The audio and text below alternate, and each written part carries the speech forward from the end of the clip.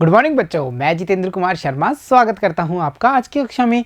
आज की कक्षा में बच्चों हम पढ़ने वाले हैं कक्षा 3 की पर्यावरण अध्ययन की पुस्तक अपना परिवेश का 16वां अध्याय, जिसका नाम है आओ नक्शा बनाएं। और प्यारे बच्चों, इस पाठ के 3 भागों का अध्ययन हम पिछली कक्षा में कर चुके हैं, जहां हमने ये समझ बना ली थी कि नक्शा बनाया कैसे जाता है, यानी संकेतों के आधार पर किसी स्थान का नजरी नक्शा कैसे बनाएंगे, दिशाएं कितनी होती हैं, हम दिशाओं का पता कैसे लगा सकते हैं, दायां और बायां का ज्ञान भी हमें कर चुके हैं। बच्चों, जब अध्याय से हम इतना सारा ज्ञान प्राप्त कर चुके हैं तो क्यों ना प्राप्त ज्ञान का उपयोग किया जाए और जो हमारे अभ्यास प्रश्न हैं उनको भी हल कर लिया जाए। तो चलो बच्चों, आज की इस कक्षा में शुरू करते हैं हमारे इस पाठ पर आधारित जो अभ्यास प्रश्न हैं उनको। तो चलो शुरू करते हैं अभ्यास प्रश्न। देखो बच्चों, अभ्यास प्रश्नों में जो हमारा पहला प्रश्न है वो है, सड़क पर हमेशा किस ओर चलना चाहिए। सड़क पर हमेशा किस ओर चलना चाहिए बच्चों? हमने जानकारी प्राप्त की थी कि सड़क पर हमेशा बाईं ओर चलना चाहिए, क्योंकि सड़क पर दाईं ओर तो बिल्कुल नहीं चलना, मध्य में तो चलेंगे तो किसी भी प्रकार की दुर्घटना हो सकती है, और कभी बाएं कभी दाएं इस प्रकार से भी हमें सड़क पर नहीं चलना है। हमें हमेशा सड़क पर बाईं ओर चलना है, यानी जो हमारा विकल्प ए है उसका चयन हमने यहाँ पर कर लिया है।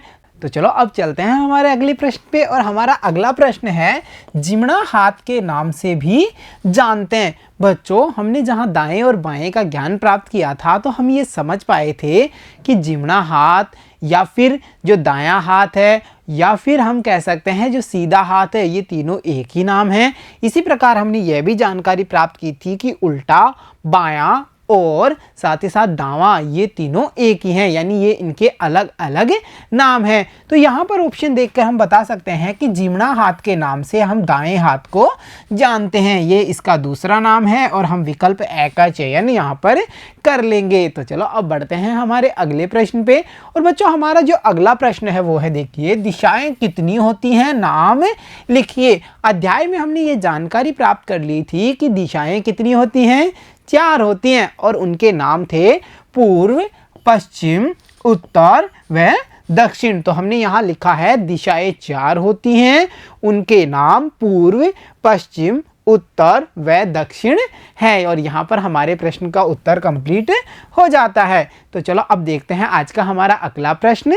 और हमारा अगला प्रश्न है बच्चों, सूर्य कौन सी दिशा में उदय तथा कौन सी दिशा में अस्त होता है, यानी सूर्योदय कौन सी दिशा में होगा और सूर्यास्त कौन सी दिशा में होगा, उन दोनों दिशाओं के नाम हमें यहाँ पर लिखने हैं। तो बच्चों, हम जानते हैं या पाठ से हमने सीख लिया है कि सूर्य पूर्व दिशा में उदय होता है एवं सूर्य पश्चिम दिशा में अस्त होता है। तो यहाँ पर इन दोनों दिशाओं के नाम हमने लिख दिए हैं और इस प्रश्न का उत्तर हमने दे दिया है। तो चलो अब देखते हैं आज का हमारा अगला प्रश्न कौन सा होने वाला है। और जो हमारा अगला प्रश्न है वो देखिए, आपके घर का मुख्य द्वार किस दिशा में है। बच्चों, आप क्या करेंगे, अपने घर के मुख्य द्वार को देखेंगे और पता करेंगे कि वो कौन सी दिशा में है। जब यह कार्य मैंने किया तो मुझे क्या पता चला, देखो हमारे घर का जो मुख्य द्वार है वो पूर्व दिशा में है। उसी प्रकार आप भी बताएंगे कि आपके जो घर है उसका जो मुख्य द्वार है वो किस दिशा में है, क्या वो पूर्व में है, पश्चिम में है, उत्तर में है या फिर दक्षिण में। जिस दिशा में उसकी स्थिति है उस दिशा का नाम आपको यहाँ पर लिखना है और हमारा उत्तर कंप्लीट करना है। अब देखते हैं अगला प्रश्न, और हमारा प्रश्न संख्या 6 है। देखिए, नजरी नक्शा क्या होता है। क्या होता है नजरी नक्शा? बच्चों, अध्याय में हम ये समझ पाए थे कि किसी स्थान को जब हम देखते हैं और जब उस स्थान का काल्पनिक नक्शा हम संकेतों के माध्यम से बनाते हैं तो उसे हम नजरी नक्शे के नाम से जानते हैं। तो हम यहाँ पर लिख सकते हैं उत्तर में, संकेतों के द्वारा किसी स्थान का रेखा चित्र बनाना नजरी नक्शा कहलाता है, यानी संकेतों की सहायता से किसी स्थान का कच्चा चित्र या रेखा चित्र बनाना ही क्या कहलाता है, नजरी नक्शा। और इस नक्शे को पढ़ने के लिए हमें संकेतों को पढ़ना आना बहुत ही जरूरी है। साथ ही साथ हमें इस नक्शे को बनाने से पहले जो दिशाएं हैं, दायां बायां, पूर्व पश्चिम उत्तर दक्षिण, इन सब का ज्ञान आसानी से हो जाना चाहिए, नहीं तो हमारा नक्शा उचित प्रकार से ठीक नहीं बन पाएगा। तो अगला जो हमारा प्रश्न है बच्चों वो देखिए, मानचित्र या कागज पर उत्तर दिशा का ज्ञान कैसे किया जाता है। कैसे हम मानचित्र पर और कागज पर उत्तर दिशा का पता करेंगे। बच्चों जब सूर्य उदय होता है उसके सामने मुख करके खड़े होने पर हमें चारों दिशाओं का ज्ञान हो जाता है, परंतु अगर हमें कागज या मानचित्र को पढ़ना है, कागज पर कुछ कार्य करने हैं, तो हम कैसे पता करेंगे कि कागज पे कौन सी तरफ उत्तर होगी, किस तरफ दक्षिण होगी? ऐसा हम कैसे पता कर सकते हैं? बच्चों कागज या मानचित्र पर हमेशा ऊपर की ओर कौन सी दिशा होती है? उत्तर दिशा होती है, और ये हमने नजरी नक्शा बनाते समय जान लिया था। तो हम यहाँ पर इसके उत्तर में लिख सकते हैं कि कागज या मानचित्र पर ऊपर की ओर उत्तर दिशा होती है, और जब हमें उत्तर दिशा का ज्ञान हो जाता है तो अन्य दिशाओं का ज्ञान करना कोई ज़्यादा मुश्किल कार्य नहीं होता।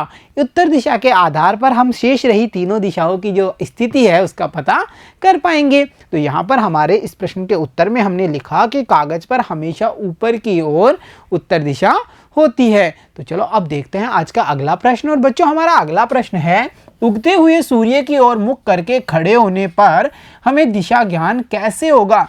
कैसे हम उगते हुए सूर्य के सामने मुख करके खड़े हो जाएं, और फिर कैसे हम पता कर पाएंगे कि अन्य दिशाएं कौन कौन सी होंगी? यह हमें यहाँ पर बताना है। तो बच्चों देखिए, उगते हुए सूर्य की ओर मुख करने पर जिस दिशा में सूर्य उदय हो रहा है वह कौन सी दिशा होगी? वह होगी हमारी पूर्व दिशा। और पूर्व दिशा के विपरीत यानी हमारे पीठ के पीछे कौन सी दिशा होगी?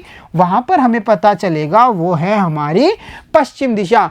दाएं और बाएं का ज्ञान हम कर चुके हैं, इस आधार पे हम ये पता कर पाएंगे कि जो बायां हाथ है उसकी तरफ उत्तर दिशा एवं हमारे दाएं हाथ की तरफ हमारी दक्षिण दिशा होगी। इस प्रकार बच्चों हम उगते हुए सूर्य की ओर अगर मुख करके खड़े हो जाते हैं तो हमें अन्य सारी दिशाओं का ज्ञान हो जाता है। तो देखा बच्चों आपने, आओ नक्शा बनाएं नामक अध्याय का हमने गहनता से अध्ययन किया, और इस पर आधारित जो हमारे इतने सारे अभ्यास प्रश्न थे उनको कितनी सरलता से हल कर लिया हमने, कर लिया ना, और साथ ही साथ अपने ज्ञान में भी वृद्धि कर ली है। तो प्यारे बच्चों आज की कक्षा में इतना ही, मिलता हूँ आपसे अगली कक्षा में, तब तक के लिए धन्यवाद बच्चों।